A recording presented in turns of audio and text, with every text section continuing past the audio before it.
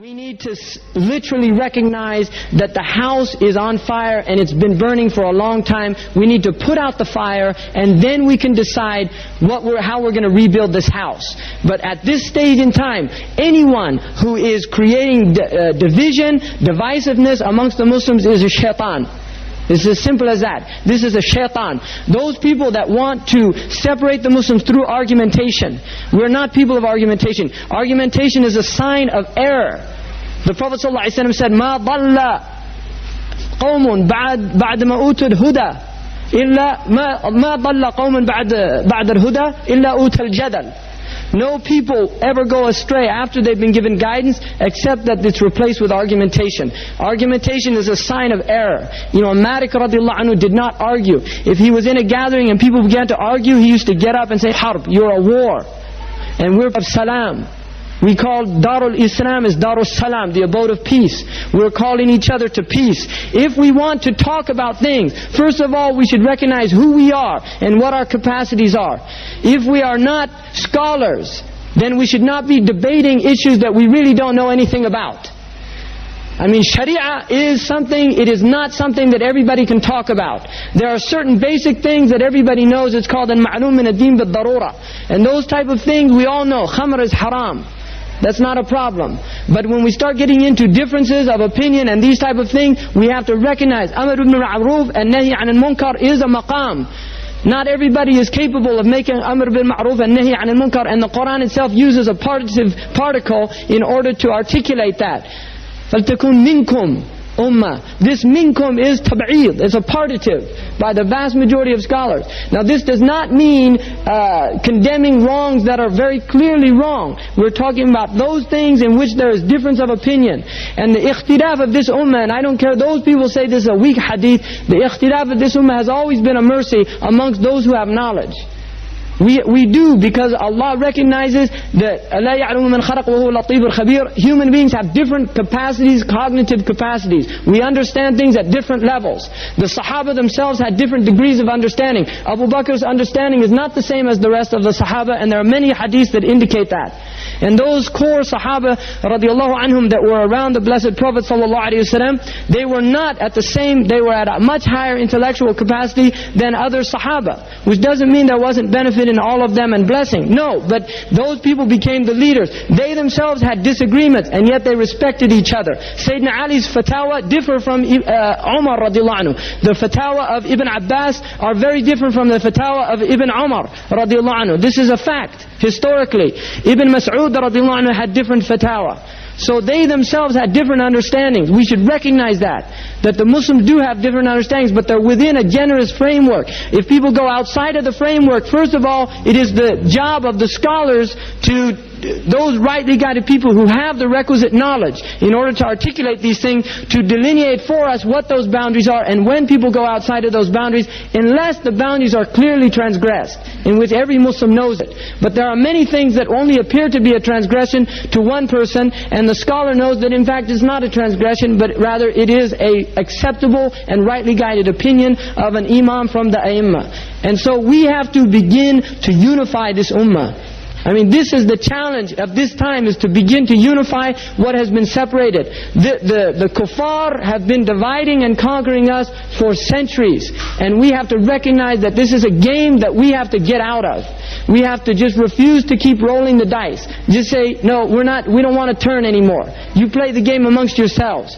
We're not going to play the game. They called literally the English Home Office, British Home Office, and the French called the destruction and dismantling of the Muslim empire, of the Ottoman Empire, they called it the Great Game. That was the term that they used for it. It's just a game for them. Go and cause fitna amongst people.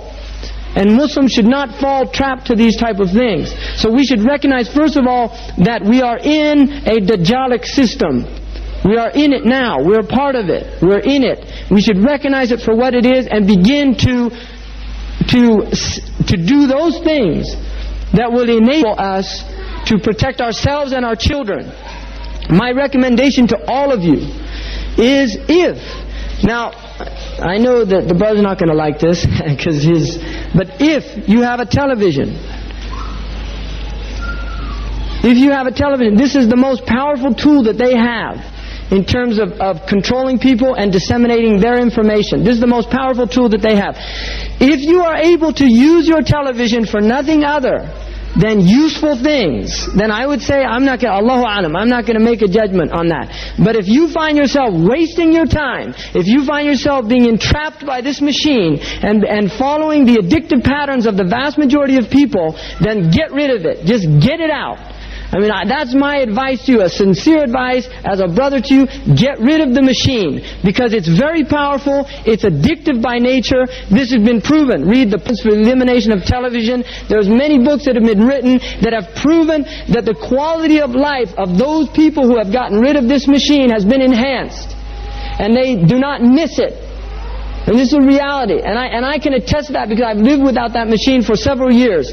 And I have no desire. It really is a corruptive element. It will destroy your children. If you allow, it's like having shaitan as a babysitter. It's just allowing shaitan to take care of your children. It will sow corruption.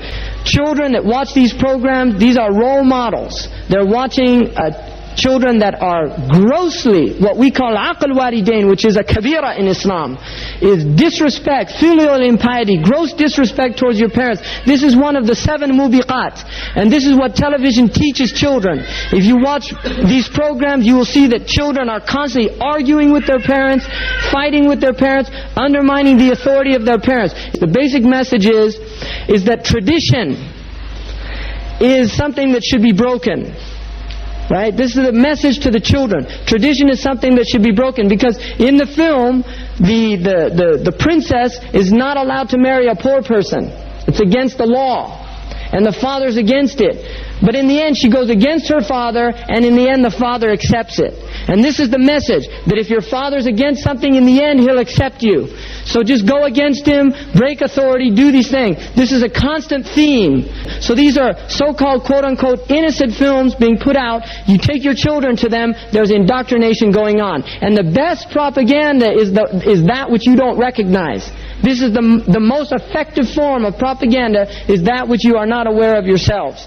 So we have to be very careful of allowing, Neil Postman said that the Americans no longer need to send armies like the previous colonists do. They just send their television programs to colonize people, because their whole message is consumerism.